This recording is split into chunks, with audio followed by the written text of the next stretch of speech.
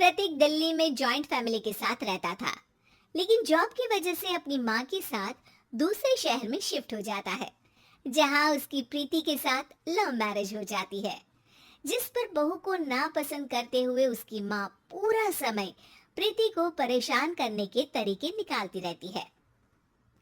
प्रीति, कहाँ हो? सुबह का नाश्ता दोपहर में खिलाओगी क्या?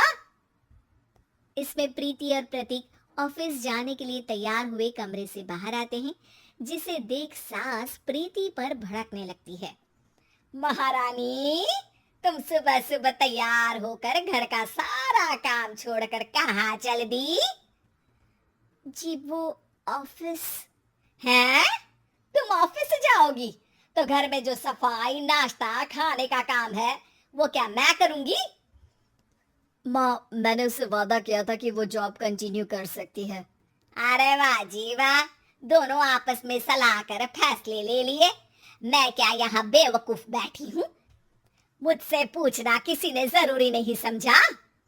मम्मी, आप फिक्र ना करें, मैं आज ही रेजिग्नेशन दे दूंगी।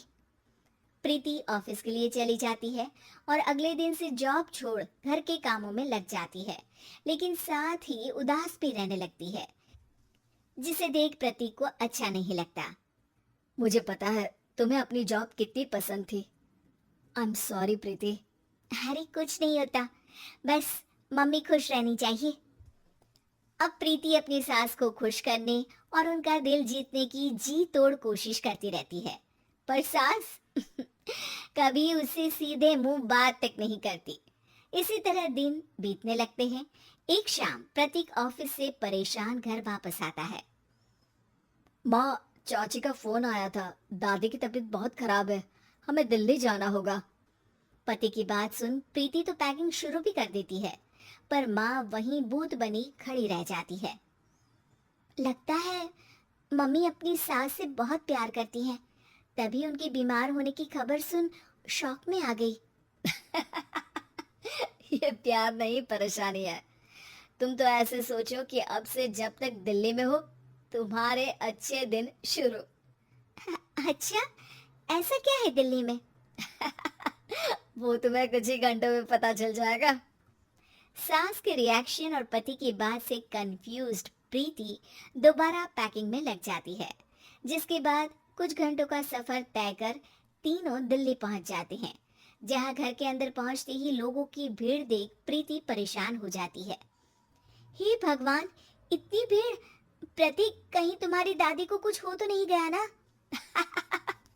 पागल, ये भीड़ नहीं, मेरा परिवार है। क्या? इसे तुम परिवार कहते हो? अरे इसे तो जिला घोषित कर देना चाहिए। तुम्हारा परिवार का तो अपना पर्सनल बिग बॉस बन सकता है। हैरान परेशान प्रीति परिवार वाले सदमे से बाहर निकले भी नहीं होती कि सिर पर पल्ला रखे शांत तरीके से सबके साथ बात करते हुए अपनी सास को देख उसे दूसरा सदमा लग जाता है। हाय राम, ये मम्मी का ऐसा भी कोई रूप है? ये तो मुझे पता ही नहीं था। ये तुम्हारी सास का ससुराल है। तभी प्रतीक की बहन बोल पड़ती है, यहाँ आपको ऐसी ऐसी चीजें देखने मिलेंगी जो सपने में भी सोची नहीं होंगी। हाँ, ये कुछ दिन तो बहुत इंटरेस्टिंग लग रहा है। सब एक साथ दादी के कमरे में जाते हैं, जहाँ पहुंचते ही उसे दादी की आवाज सुनाई देती है। क्या रे, सास से मिलने की फुर्सत मिल गई? दूसरे शहर जाकर छूट क्या मिली? तुम तो भटकता पंछी बन गई। इतने समय में ये तक नहीं पूछा कि जिंदा भी हूँ या मर गई। प्रीति की सास अपनी सास के पैर छूती है। अरे कैसी बात कर रही है मम्मी, आपको तो मेरी उम्र भी लग जाए। अरे बस कर, ये झूठी उम्र देने वाली बातों का दिखावा ना कर। तेरा बस चले ना तो जो मेरी बची कुची जिंदगी है वो भी अभी खत्म कर दे। अरे बहू कहाँ है? इस पर सास प्रीति को दादी से मिलवाती है। दादी प्रीति को बहुत प्यार देती है। क्यों बहू, तेरी ये सास परेशान तो नहीं करती ना? अगर करती है तो अभी बता दे, मैं इसकी क्लास लगा दूंगी। अरे कैसी बात कर रही है माँ जी, भला मैं क्यों किसी को परेशान करूंगी। प्रीति अपनी सास का ये रूप एंजॉय कर ही रही होती है कि तभी चाची वहां आकर प्रीति को अपने साथ ले जाती है।